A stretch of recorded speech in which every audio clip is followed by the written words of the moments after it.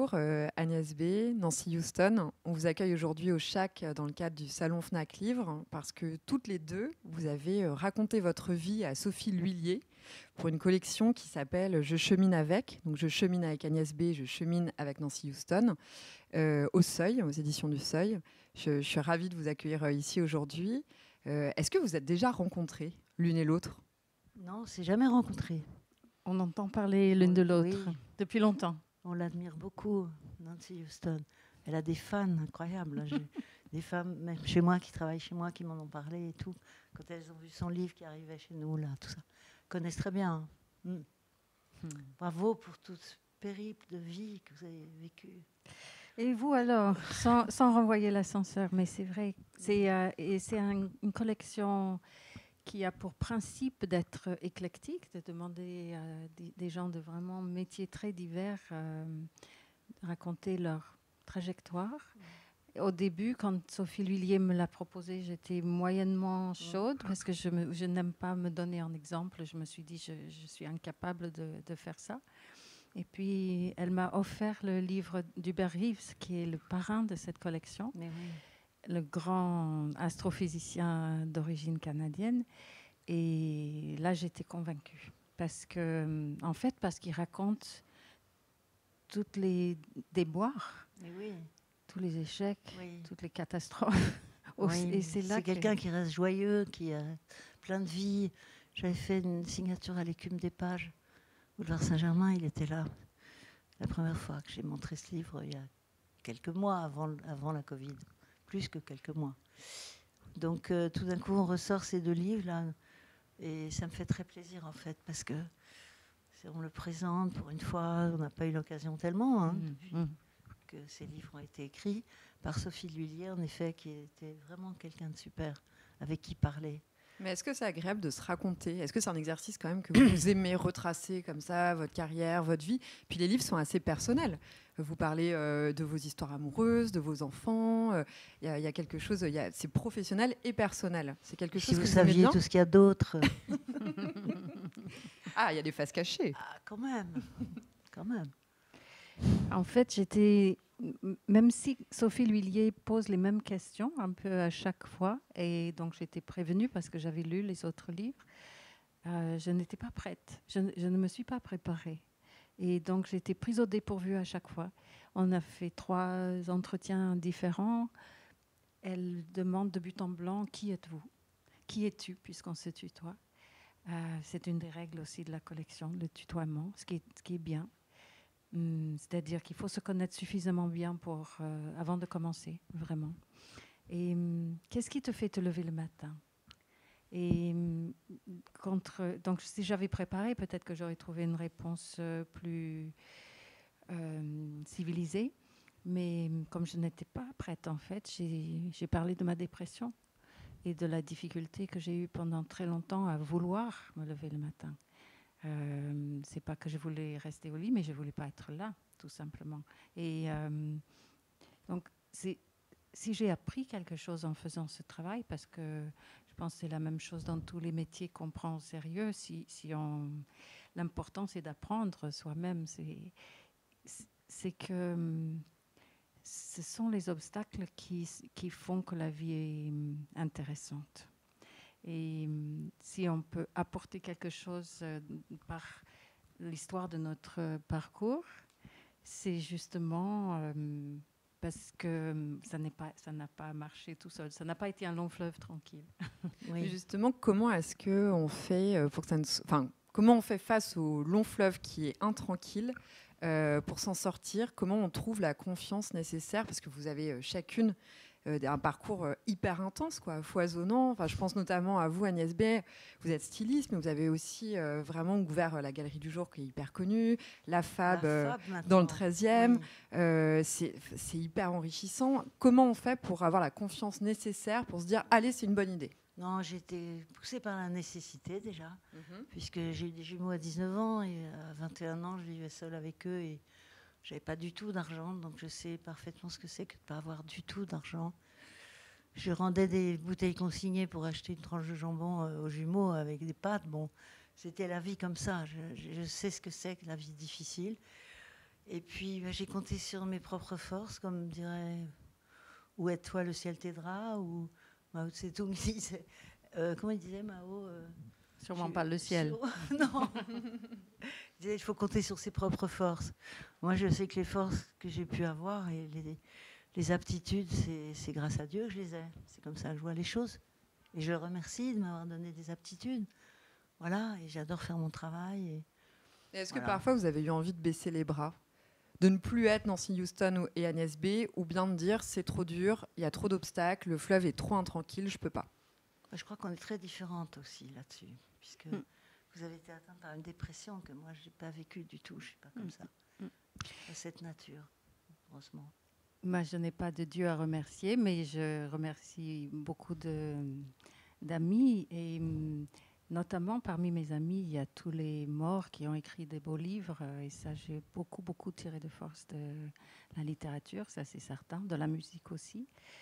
Et puis plus tard, comme je le raconte, du mouvement des femmes et plus tard encore de mes enfants. Le fait d'être mère m'a énormément donné de la joie et des forces de vie. Donc la réponse est multiple. Oui. On n'est pas tous les jours la même aussi, quand même. Même si on a des natures, je pense qu'on n'est pas tous les jours la même. Même dans sa façon de s'habiller, quelquefois, on n'est pas tous les jours la même, heureusement. Vous êtes très bien habillée, c'est très joli, j'adore vos yeux, avec le brillant, c'est très beau. Un autre jour, vous n'êtes pas habillée comme ça, évidemment. Donc, c'est ça qui est un plaisir d'être femme, quand même. Il faut en parler quelquefois. Est-ce que dans le fait de ne pas être toujours la même, il y a quand même un bout d'identité qui reste la même jour, après année? Oui, moi je suis Sagittaire, donc je vais de l'avant. C'est ça qui vous définit? Je crois que c'est ça. Oui. Et vous, Nancy Houston? Eh bien, moi, je suis la fille d'un scientifique. Et en fait, j'ai une approche très scientifique dans le fond, même si je suis prête à aimer toutes sortes de magie que nous sommes capables d'inventer et de déployer et de partager. Mais sur le plan réaliste, je pense vraiment que le moi de chacune de nous, c'est quelque chose qui se met en place très progressivement dans la petite enfance, qui est susceptible de beaucoup de changements à travers l'histoire. Justement, on change de pays, on change de langue, on découvre qu'il y a d'autres façons de voir le monde, y compris d'autres religions, d'autres dieux. Et le moi se transforme à chaque fois qu'il met des oripeaux différents, y compris à travers les gens avec qui il vit, avec qui il fait l'amour, avec qui il travaille, et ainsi de suite. Et puis le moi commence à se craqueler tout doucement vers la fin de la vie. On a vu plein de gens dont le moi avait à peu près complètement disparu avant qu'il ne disparaisse. Et puis c'est pas mal comme ça qu'on rejoigne la matière. Et est-ce que parfois votre moi a craquelé? Est-ce que vous êtes dit oula, où est-ce que je suis pas dans la bonne direction, où est mon moi? Moi j'aime bien le on, j'aime bien le collectif. Je pense pas tellement moi. Je pense on. On est en équipe, on travaille en équipe. On est dans le même bateau, au Japon, en France, avec Agnès B. Les mêmes problèmes, les mêmes choses. Je suis plus sur le on en fait. Et le partage, j'adore le partage, j'adore travailler avec l'équipe. Aussi bien à la galerie du jour, à la FAB, qu'à mon bureau qui est rue Dieu, 17 rue Dieu, au canal Saint-Martin. Donc j'ai une vie en fait hyper joyeuse avec le travail. Et avec ma famille, la marmaille et tout. J'ai plein de petits-enfants, des arrières aussi, avec qui j'ai beaucoup de connivence, plus ou moins certains, j'apprends à les connaître. Et c'est passionnant. C'est magnifique. C'est magnifique. Oui. Je me rappelle quand mon papa a eu 60 ans, on a fait une fête surprise. Et je suis arrivée de Paris, et il est tombé à la renverse. Et ensuite, il a dit « Who's next, God ?» Mais ensuite, on lui a demandé de faire un discours. Et il a dit une phrase seulement comme discours. Il a dit « Je suis parce que nous sommes ». Et j'ai appris que cette phrase-là fait partie de la sagesse traditionnelle Ubuntu africaine. Et c'est effectivement, c'est beau, Agnès, hein. c'est très beau. Oui. Maintenant, j'ai un petit livre qui s'appelle « Je suis parce que nous sommes », parce que je trouve qu'on l'oublie beaucoup trop souvent en Occident. On encourage les gens de penser qu'ils sont des self-made men ou des self-made women, mais on ne se fait pas tout seul. On se fait avec et grâce aux autres. Oui, et puis grâce effectivement. aux autres, et puis je vous dis, grâce au ciel, en pensant au ciel. J'ai dit aussi que si j'étais... Il y a un autre livre qui est sorti, je crois, en l'âme, parce qu'on m'a demandé si j'avais envie de parler de ça. Donc je me suis mise à parler de ça, en effet. J'ai dit qu'évidemment, je suis née à Versailles, mais si j'étais née à Marrakech, je serais sans doute musulmane. Voilà, parce qu'on a besoin d'une vie spirituelle qui vient aussi de où on est, quelle ville. Moi, Versailles, bon, le social, la vie sociale autour de l'église et tout. Et voilà, j'ai des émotions spirituelles aussi bien qu'artistiques. La beauté des choses, la beauté de la nature me provoque des moments de bonheur, hein, de contemplation, simplement, et ça nourrit. Ça me nourrit, évidemment, la beauté des choses. C'est après la beauté que vous courez, toutes les deux? L'harmonie, plutôt, dans mon cas. L'harmonie. Et Dieu sait si la Terre n'est pas harmonieuse en ce moment, et s'il y a des choses à faire. Looking for harmony, c'est un truc que j'aime beaucoup chez les Anglais. Cette façon de dire les choses, je trouve ça joli. Et c'est quoi l'harmonie? Comment vous le définiriez? C'est l'harmonie entre les gens, l'harmonie. Dieu sait si sur Terre c'est compliqué partout, hein, on le sait. C'est arrivé à trouver l'harmonie, moi je trouve que je faisais ça toute petite parce que mes parents se disputaient souvent. J'essayais de nettoyer la salle de bain à fond pour qu'il y ait l'harmonie. Je ne savais pas quoi faire pour l'harmonie. Mais toute petite, j'étais concernée par ça, cette idée-là, au moins. Ça me fait penser à Louise Bourgeois, qui aimait peindre des maisons. Et elle disait, au moins là, mes parents ne se disputent pas. Oui, j'ai connu Moi aussi, Louise, j'ai eu entendu beaucoup de J'adorais, disputes entre mes parents. Ah oui. Oui, ça marque. Hein. Ah oui, ça marque pour toujours, je crois. Et vous, Nancy, après quoi courez-vous? Eh bien, je n'ai pas l'impression de courir. Okay. Je n'ai pas l'impression de courir. Vous pouvez marcher, hein, ou trottiner, mais... Je peux dire maintenant que on dit beaucoup de mal de l'âge mûr, mais moi, je suis extrêmement contente d'avoir 68 ans. Je viens de les avoir. J'ai jamais été aussi bien dans ma peau, aussi bien dans ma vie, aussi tranquille, aussi avide de vivre l'instant. Si j'ai cherché quelque chose, c'est du sens, je pense. Dans le fait d'écrire des romans et aussi des essais, des pièces de théâtre, des livres pour enfants, avec mes propres enfants parfois. Ça a été une recherche de plaisir, une recherche de sens en fait. On observe le monde et on s'approprie, on se construit ce que Trenet appelait le jardin extraordinaire. On a besoin chacun de cet espace où c'est nous qui pouvons comprendre, c'est nous qui pouvons organiser. Moi, visiblement, ça me fait du bien de passer du temps apparemment toute seule. Je passe mes journées du matin au soir toute seule. Effectivement, je ne m'habille pas comme ça pour aller au bureau. Ça n'a aucun sens. Et en même temps... Pourquoi pas? Voilà. Et pourtant, je ne suis pas seule parce qu'il y a mes personnages qui parlent à travers moi, que j'écoute. J'essaie de comprendre ce qui se passe dans leur vie et quelque part, le fait de construire ces intrigues et ces personnages et que les gens les prennent dans leur cœur, c'est un processus qui me va bien. Ensuite, je ne dis pas que c'est la seule chose importante au monde. C'est très, très important de lutter pour sauver la planète, de lutter contre le changement climatique. Je ne sais pas en fait où je donnerais mes énergies si j'avais 20 ans aujourd'hui. Est-ce que je penserais à devenir écrivaine? C'est pas totalement évident. J'avais envie de lire un passage minuscule de Natalia Ginzburg. Oui, bien sûr. On m'a offert ce livre hier, Ypsilon Éditeur, et elle a écrit un petit texte qui s'appelle « Les petites vertus ». Alors en France, évidemment, on pense aux femmes de petites vertus, mais ça n'existe pas.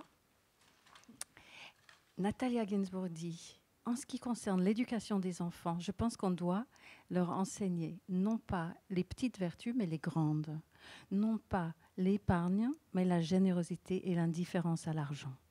Non pas la prudence, mais le courage et le mépris du danger. Non pas l'astuce, mais la franchise et l'amour de la vérité. Non pas la diplomatie, mais l'amour du prochain et le sacrifice. Non pas le désir du succès, mais le désir d'exister et de savoir. Je trouve qu'en quelques lignes, elle dit beaucoup de choses. Oui.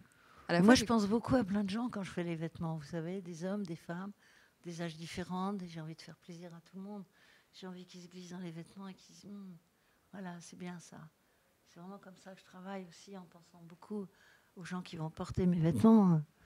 Puis des jeunes filles, des femmes plus âgées, des enfants, des hommes, des jeunes, des garçons, des filles.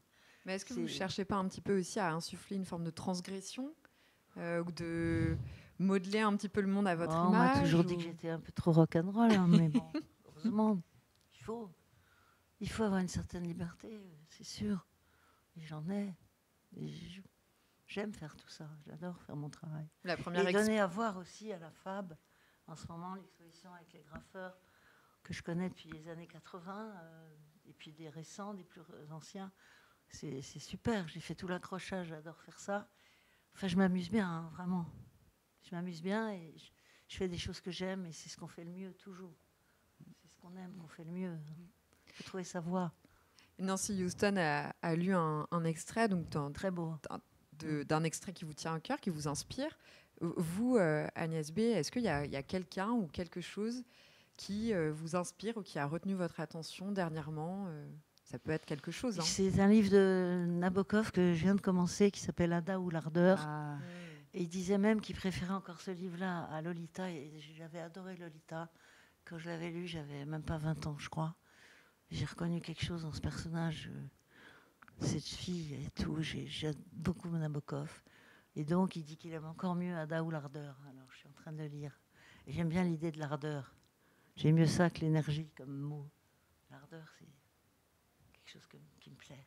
C'est pas très loin de la hardiesse d'ailleurs, qui Non, était, je crois, le premier thème de votre exposition à la FAB. Oui, la hardiesse dans ma collection. Tous les gens les plus... Harmonie Corinne, les gens qui osent, les gens... Je ne vais pas faire une liste là. Bon. C'est vrai, c'était la hardiesse, oui. C'est brûlé, n'est-ce pas? C'est brûle, ça brûle. C'est qu'il ose, qu'il soit lui-même surtout. C'est être soi-même qui est le mieux, sûrement, pour un artiste. Et ça me rappelle ardeur, c'est ardent, c'est brûlé, c'est la chaleur. Mais ça me rappelle aussi Eriphile, qui est l'amour de la colère. Et moi, je crois que c'est aussi ça, je dois le dire, qui a été le pétrole dans mon moteur littéraire la colère. Ces années. Oui. Une colère contre quoi? Mais ça n'a pas vraiment beaucoup d'importance. C'est-à-dire, en l'occurrence, si je fais une psychanalyse à la petite semaine, je vais dire oui, c'est la colère de la petite fille qui a été abandonnée par sa mère. Ça, c'est une réponse un peu évidente. Mais ensuite, c'est pas une colère que moi, adulte, je voudrais diriger contre ma mère vivante, réelle. Mais c'est une chose qui a été imprimée en moi pour toujours et qui fait que je bouillonne, en fait, qui me donne une très, très grande énergie, un très grand désir d'agir, de bouger, d'agir sur le monde. Je comprends ce que vous dites. Parce que moi, ma mère m'avait laissé me marier, fiancée à 16 ans, mariée à 17 ans. J'avais l'impression qu'elle se débarrassait de moi un petit peu quand même. Et j'ai jamais parlé de ça avec elle. Hein, j'ai vécu des trucs aussi qui m'ont peut-être mis en colère dans le fond aussi. Ouais, on a vécu toutes les deux des choses un peu ric-rac. Soi-même, ça veut dire oser être soi-même, lâcher avec les enfants, de ne pas rester que le père, parce que ça n'allait pas du tout. Donc, tout ça, il faut un fond de colère un peu, quelquefois. Moi, je ne suis pas du tout colérique, mais il faut un fond de niaque ou de hargne ou de je ne sais pas quoi, quelque chose qui ressemble. Mais vous avez percé tant de fois le tissu avec les aiguilles. C'est comme non, moi, je ne sais pas coudre, j'ai horreur de la couture. Ça, c'est le plus grand scoop. J'adore dessiner les vêtements. Non, pas du tout. J'adore les dessiner, puis je sais comment ça va faire. J'ai du métier, ça s'apprend. Je sais très bien, j'attends que la robe arrive exactement comme je l'avais imaginé, et c'est ce qui se passe. La robe ou je ne sais pas quoi, n'importe quoi. Je les vois faits déjà dans ma tête. Mais la couture, ça m'a toujours cassé les pieds. Les cours de couture, les cahiers de couture avec les pièces collées, tout ça. C'était un torchon, mon truc. Je dois le dire, j'ai jamais dit. Avec ma sœur et ma mère, ma grande sœur et ma mère, elles s'intéressaient plus à la couture que moi. Mais ce qui est intéressant avec le terme de colère et l'idée d'être en colère, c'est que ça rejoint aussi beaucoup le féminisme. C'est-à-dire, est-ce que finalement, quand on grandit en tant que femme, Est-ce qu'on n'est pas de facto en colère ? C'est possible, oui, il y a beaucoup de raisons de l'être. Moi, je pense qu'on pourrait en venir, mais ce n'est pas une guerre des femmes contre les hommes, bien sûr. Il y a beaucoup d'hommes merveilleux qui souffrent autant des mâles alpha que nous autres femmes, hein, qui sont... Oui, c'est un système patriarcal c'est un système qui broie tout le monde. Voilà, qui envoie les jeunes hommes à la guerre, qui s'en sert comme de chair à canon et ainsi de suite. Mais j'en viens presque à me dire qu'un jour, on pourrait imaginer de verser à la naissance de chaque fille des réparations pour tout ce que les aïeuls ont subi en matière d'exclusion, infériorisation. On n'y est pas, hein, surtout, il y a tellement de pays où malheureusement c'est pas comme ça. Oui. Je vois ces femmes d'Amérique du Sud qui se battent pour le droit à l'avortement, qui est vraiment... Et en Amérique du Nord. En Amérique du Nord aussi, oui. Texas. C'est vrai qu'il y a encore beaucoup de choses, tellement à faire pour quelque chose là où la femme n'est vraiment pas forcément responsable de ce qui lui arrive. Elle doit assumer toute seule tout ça. C'est terrible, c'est terrible. Et ça continue ici. Ouais. On a beau montrer les talibans du doigt, mais à l'école polytechnique, il y a une fille pour 20 garçons encore aujourd'hui. Hein. Ça ressemble au gouvernement taliban, étrangement. Vous vous retrouvez dans les combats féministes actuels ? Mais il y a toutes sortes de choses chez les féministes. Il y a des féministes qui sont très, très dogmatiques. En fait, c'est ça. Je n'aime pas les doctrinaires, je n'aime pas les dogmatiques, je n'aime pas le jargon. Voilà. Les écrivaines et les artistes vont toujours essayer de trouver des situations paradoxales, complexes. Moi, j'ai par exemple une féministe dans mon dernier roman, Arbre de l'oubli. Elle m'est très chère et en même temps, je la tourne un tout petit peu en bourrique. Elle est un petit peu ridicule. Et donc voilà, j'ai milité avec des mouvements, avec le mouvement de femmes pendant plusieurs années quand j'étais jeune, comme ça entre 20 et 25, 30 ans. Et puis maintenant, bien sûr, je suis pour l'égalité des salaires et pour la dénonciation des harcèlements et tout ça. Et en même temps, les féministes doctrinaires me fatiguent. Moi aussi. Ouais. Moi aussi. Un peu, oui. Pour conclure, est-ce que moi je voulais juste vous demander quel conseil, ou peut-être pas conseil, mais qu'est-ce que vous diriez à un jeune ou une jeune de 20 ans aujourd'hui qui est dans ce monde-là ? Qu'est-ce que vous lui diriez pour l'encourager ou pour... Moi je dis sois toi-même mais n'embête pas les autres. Pas mal. Voilà ce que je leur dis. Et vous, Nancy Houston ? Moi, je ne peux pas dire mieux que les conseils de Natalia Ginzburg que j'ai lus tout à l'heure. C'est-à-dire que on n'a pas à se soucier de s'exprimer. On s'exprimera de toute façon. Et l'important, c'est d'aimer et de garder un sens de l'humour. C'est vrai qu'on n'a pas parlé d'humour, mais j'aime bien heureusement. cette idée de garder un sens de l'humour, quand Et même. puis tout de même, j'admire beaucoup cette jeunesse qui est tellement concernée par la Terre, Ouais. qui se bouge pour l'écologie, tant mieux. C'est formidable. Je compte énormément sur la jeunesse et même les enfants. Je vois tout, c'est formidable. Puis c'est bien que Greta Thunberg emmène tout le monde comme ça. Parce que du coup, les jeunes sont entraînés. C'est beau. Voilà. Vive Greta. Vive la Terre. Et bien sur le Vive la Terre, merci beaucoup Agnès B, Nancy Houston. Je rappelle donc que vous sortez l'une et l'autre Je chemine avec, donc des récits, des entretiens sur vos vies respectives qui sont vraiment passionnants, que je conseille à tout le monde de lire aux éditions du Seuil. Merci beaucoup d'avoir accepté cet entretien donc au Chac pour le salon Fnac Livre. C'est gentil, merci beaucoup.